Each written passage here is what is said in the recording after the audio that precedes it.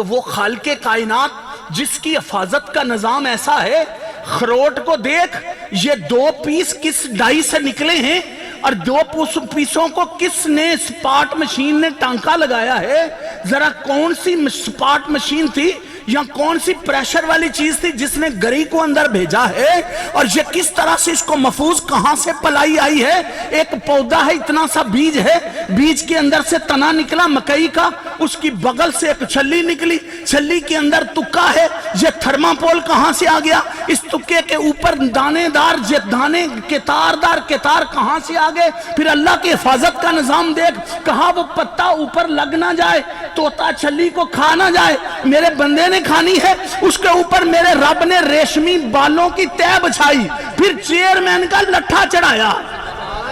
ذرا غور تو کرو، پتلا سا پتا ہے نیچے، پھر اوپر سخت، پھر اوپر سخت، پھر باہر والا اوپر سخت۔ تو یہ تیرے اللہ کا نظام ہے۔ نہ جبریل چھلی کھاتا ہے، نہ میکائیل، نہ اسرافیل، نہ ہاہوت کے فرشتے، نہ عالم نسوت کے فرشتے، نہ عالم برزخ کے فرشتے، کوئی نہیں کھاتا ہے۔ یہ انسان کی خوراک ہے۔ پستے کو کیسے بند کرتا ہے، چنگوزے کو کیسے بناتا ہے، بادام کو کیسے فٹ کرتا ہے، ماری سے ٹھوکر لگائے 2 پیس ایسے نکلتے ہیں جیسے ڈائی سے پیس نکلا تھا، اندر پالش ہوا ہے تاکہ گری کی شیپ نہ بدلے۔